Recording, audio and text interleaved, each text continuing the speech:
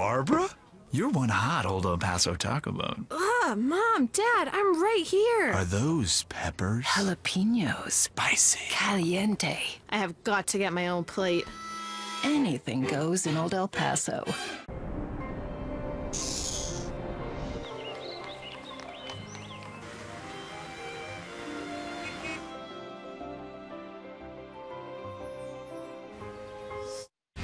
Next at 10, what President Obama said to Mayor Bartlett about the Terrence Crutcher shooting and why the city of Claremore is getting rid of its police dash cams.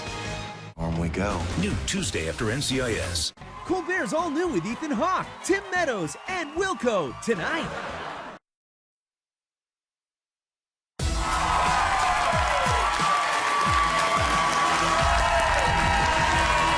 Welcome back to Big Brother. For the first time ever in Big Brother history, a woman has won the game against a man in the final two. Well, as you all know, there is another prize up for grabs tonight. Our viewers have been voting all week for their favorite house guest. The person who received the most votes will take home $25,000. The top 3 vote getters were Victor, Natalie, and James. But with more than 4 million votes, the winner is Victor. Congratulations, Victor. You are America's favorite house guest.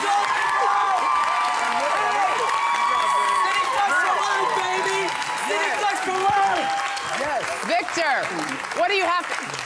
In seconds, what do you have to say? I guess being evicted 3 times wasn't so bad. There you go. A big thank you to all of our house guests. A big congratulations to Nicole and to Paul for an incredible season, truly, everyone. I will see you all 1 week from tonight for the start of Big Brother Over the Top. And we'll be back next summer for another season of Big Brother right here on CBS. From outside the Big Brother house, along with all of this summer's house guests, I'm Julie Chen. Have a good night.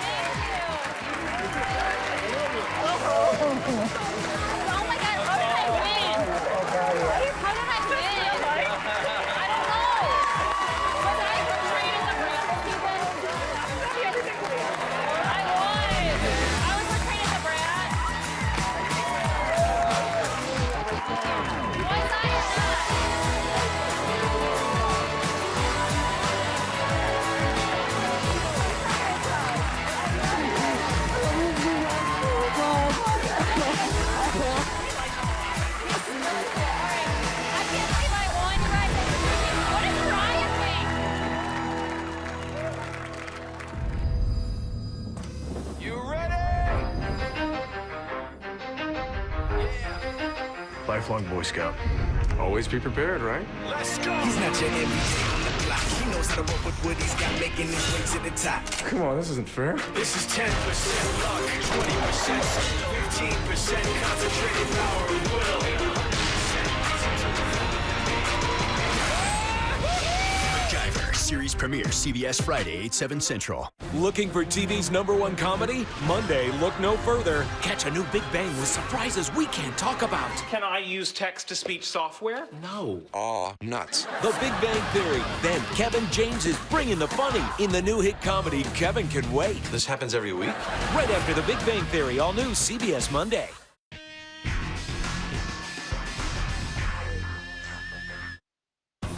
This is Oklahoma's own News on 6. He was walking to the car, and they shot him down like he was a dog. Don't try and smear this young man in death as you smeared his blood in that highway. New developments tonight on the deadly officer-involved shooting of Terrence Crutcher. Live team coverage on the latest vigil, new information about Crutcher's SUV, plus why one Green Country town quit using its police dash cams. For the first time since his son's death, Reverend Joey Crutcher spoke publicly today in New York at that news conference organized by the Reverend Al Sharpton. He was walking to the car, and they shot him down like he was a dog. Every time I see that video, I start crying. I can't look at it anymore. Can't look at it. New tonight, there is now a GoFundMe page to benefit Terrence Crutcher's children. In the first 5 hours of its existence, almost $80,000 had already been donated. New here at 10 o'clock, hundreds packed a North Tulsa church calling for peace and unity following the Crutcher shooting. And News on 6 reporter Tony Russell is live up at the Metropolitan Baptist Church tonight. And Tony, lots of messages of hope and a need for healing tonight. Yeah, and also those hundreds who gathered gave donations to the Crutcher family as well during tonight's vigil. But it wasn't just for Terrence Crutcher. This pledge of solidarity really hopes to bring the first responders, the community members, and law enforcement together. They want everyone to come together in the wake of the shooting. Communities. I'm tired of being afraid of being pulled over. 2 church vigils combined together. Pray for you. You pray for me. You pray for me. And filled the sanctuary of the Metropolitan Baptist Church tonight. Tonight's message and vigil is about healing the community following the shooting and killing of Terrence Crutcher. Simply to say that right needs to prevail for a change in the lives of the African American. People who attended tonight's vigil came to unite T-Town. I'm really proud of Tulsa, Oklahoma, just us coming together right now, just uniting, not violently, just peacefully, to let them know that change is to be made. I feel like tonight was very needed for our community to start trying to heal racial relations. My heart grieves for the Crutcher family, having grown up knowing them in the church community, and I think this is needed. We need to stop the hate and get back to learning to love each other and recognize humanity. It's overwhelming, black, white, Jewish, we're all coming together right now for a purpose of change, and at this time, it's very time. And funeral services for Crutcher will be held this Saturday. Reporting live tonight in Tulsa, Tony Russell, News on 6. Contradicting theories tonight in the shooting of Terrence Crutcher. Our partners at the Frontier say a source inside the Tulsa Police Department tells them Crutcher's driver's side window was down when Officer Betty Shelby shot and killed him. News on 6's Marty Casper spoke with Crutcher's family attorney and joins us live outside TPD headquarters with their response. Marty? Well, Terry, the reason this is important is because police accounts claim Crutcher reached into his SUV shortly before Officer Betty Shelby shot and killed him. But the Crutcher's family attorney says the window was always up. Here is the video. A Tulsa police helicopter circles the scene as officers approach Terrence Crutcher last Friday. She is giving him repeated commands. Stop. Stay where you are. Get down on your knees. Scott Wood is the attorney for Tulsa police officer Betty Shelby. He sat down with News on 6 on Monday and spoke about the window being down. His right hand may have been up. His left hand is inside the car. Today, our partners at the Frontier say a TPD source with knowledge of the investigation told them the driver's side window of Crutcher's SUV was down the whole time. He looks at her and his left hand breaks the plane of where the window would be, as if he's reaching in. And at that time, she fired one shot. She was in fear of her life. But Tuesday, Crutcher's family attorney showed enhanced pictures from the helicopter camera, claiming you can see blood smeared on the outside of the window, telling me today they believe the video still proves their claim. We believe the video clearly shows that Terrence's blood is from the top of the car all the way running down the door handle and pooling at the bottom. Solomon Simmons points out the video shows Crutcher did not fight or have a weapon and had his hands up, saying it's important to remember what we can see. You lose sight of what's most important, is that a video shows an unarmed American citizen being gunned down in the street without anyone coming to his aid. Now, I reached out to TPD for comment, was told the district attorney has instructed them not to comment on the investigation moving forward. Now, however, a spokesman did add that they hope all the facts come out during the criminal investigation. Reporting live in Tulsa, Marty Casper, News on 6. The presidential nominees are talking about the Crutcher shooting. Hillary Clinton addressed both the Tulsa and the Charlotte, North Carolina shootings during a stop today in Orlando. I need to say something about two very upsetting incidents that took place over the past few days. First, an unarmed man named Terrence Crutcher was shot and killed by a police officer in Tulsa. Then a man named Keith Lamont Scott was shot and killed by a police officer in Charlotte. I'm sending condolences and prayers to their families. I know a lot of you are as well.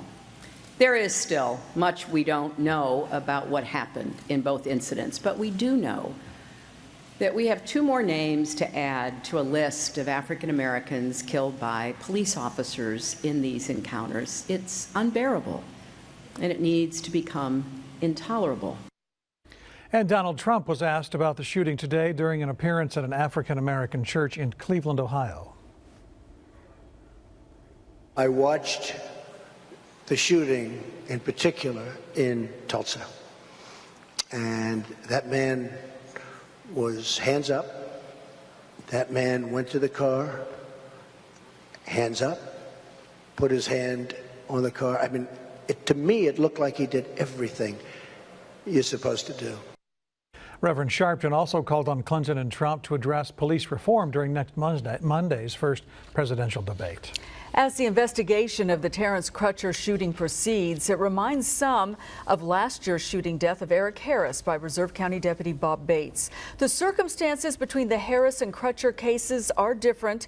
Still, Eric Harris's brother and son say the emotions the family feels will be very similar. Andre Harris says experiencing his brother's death and the legal process that led to the conviction of Bob Bates took a toll on their family. He says the Crutchers' community support will help, but so will their connections with police and city leaders. I really do think it'll be I think it'll be a little bit different because of the transparency and because they seen what happened to the sheriff's department. I don't think they want that to happen to the TPD. Officer Betty Shelby is on administrative leave as the Department of Justice continues its investigation of the Crutcher shooting. Today, President Obama called Tulsa Mayor Dewey Bartlett to get an update on the shooting investigation. Mayor Bartlett tells News on 6 the president was very complimentary of the way the city has handled the aftermath of the event. And we have made it easy for you to see our entire coverage of the Terrence Crutcher shooting from our very first report to the latest developments. Just go to newson6.com, hover over the News tab, and then click on the Terrence Crutcher police shooting link. We have some more breaking news tonight from Charlotte, North Carolina, with more violent protests after police shot and killed an African-American man last night.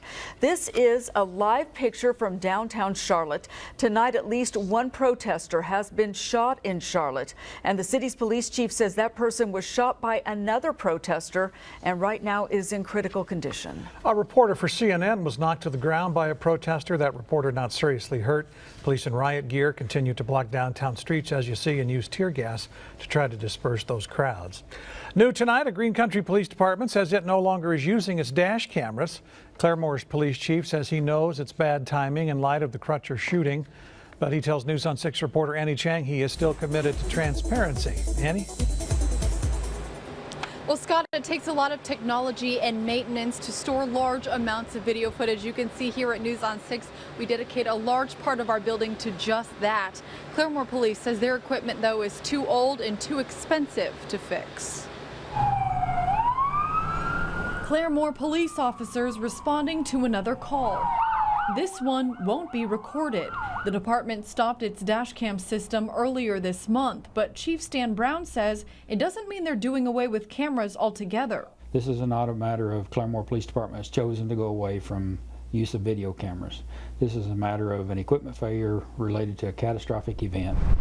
A late August storm fried the police department's server, and Brown says getting it fixed would not be cost effective because even before the storm, he says, that equipment was a decade old, growing outdated and too expensive to maintain. Brown says he knows this is poor timing, given Tulsa's officer-involved shooting and the demand for accountability nationwide. The reality is people want us to be accountable and transparent, and we want to be. The department has been researching body cameras for the past year. It's chosen a preferred company to work with, but Brown says there's still so much to consider.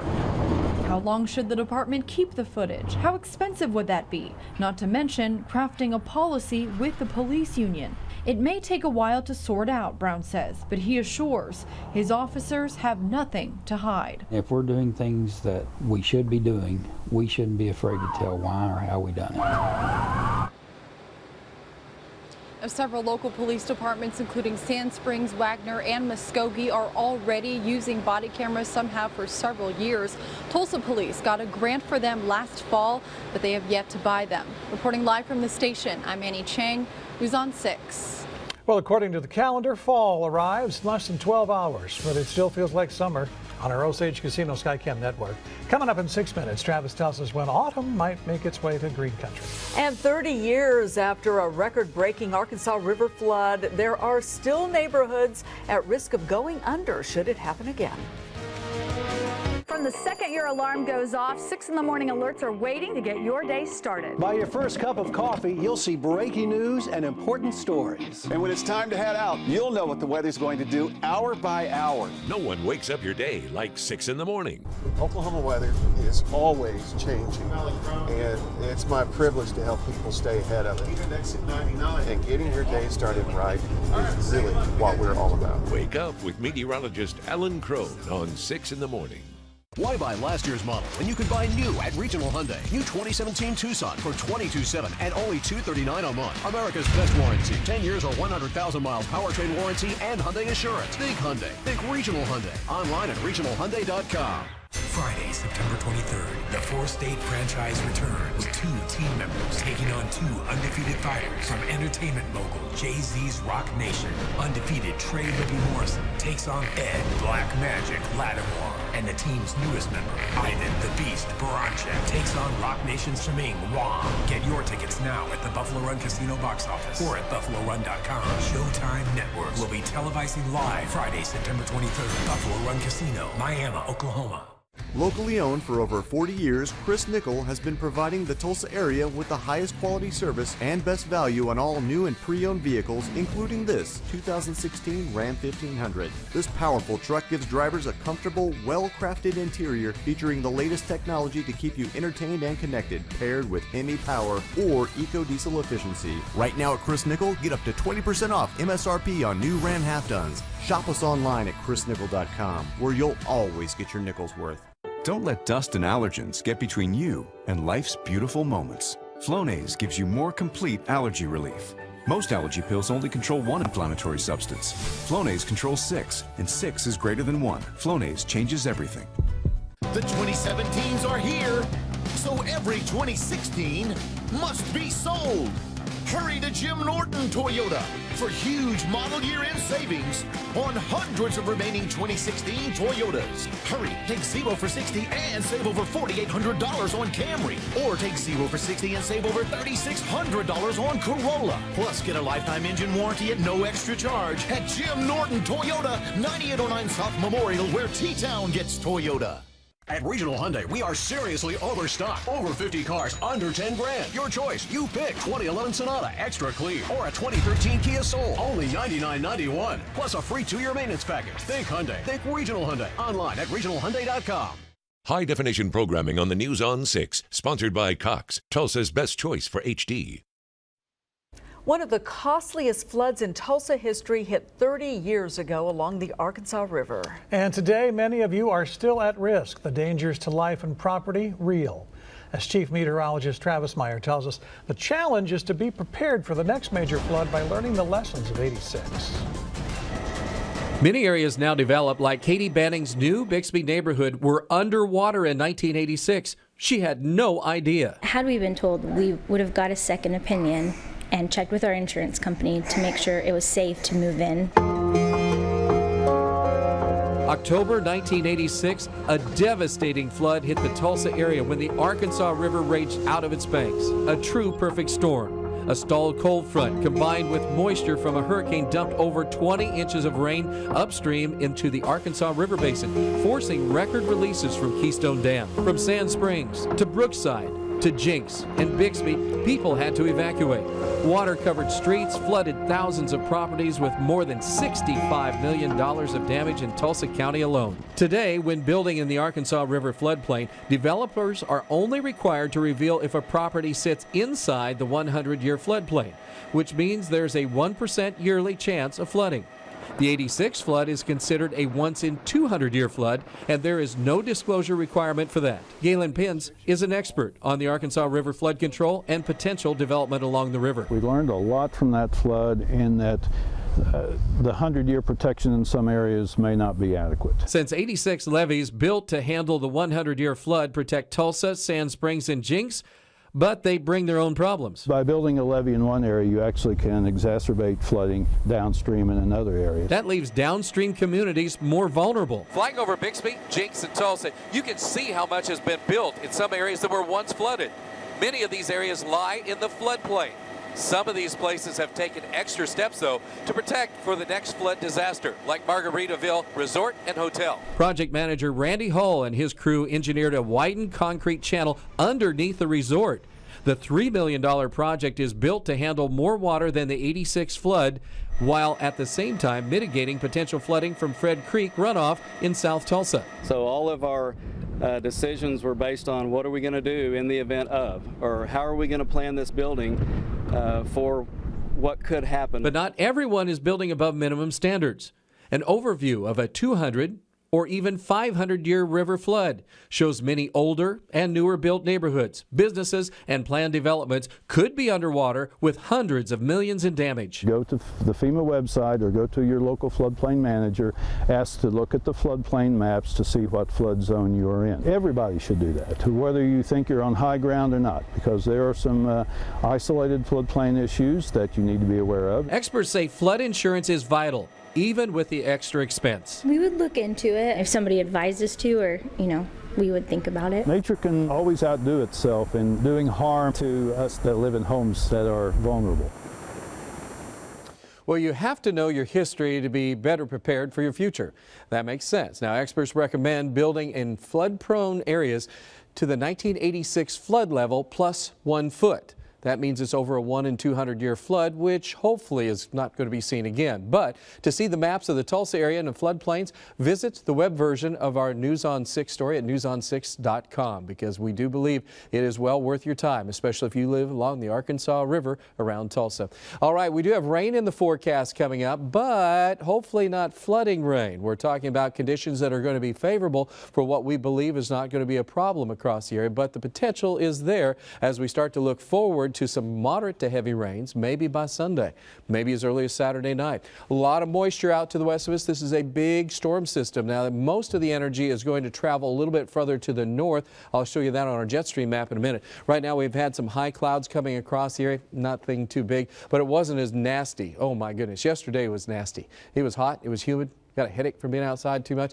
Today is outside the same amount, but I felt pretty good. And it was just because humidity was down considerably. And tomorrow morning, again, humidity is a little lower, so that'll allow our temperatures to drop off. And as you look at the map, you see some moisture coming in from out of the Gulf as we have south winds rolling in. We have the storm system out to the west of us. That's tomorrow afternoon. Then as we go on into Friday morning, again, nice, but kind of warm yet for this time of year in the 60s. The boundary with the coolest of the air is still way up to the north of us.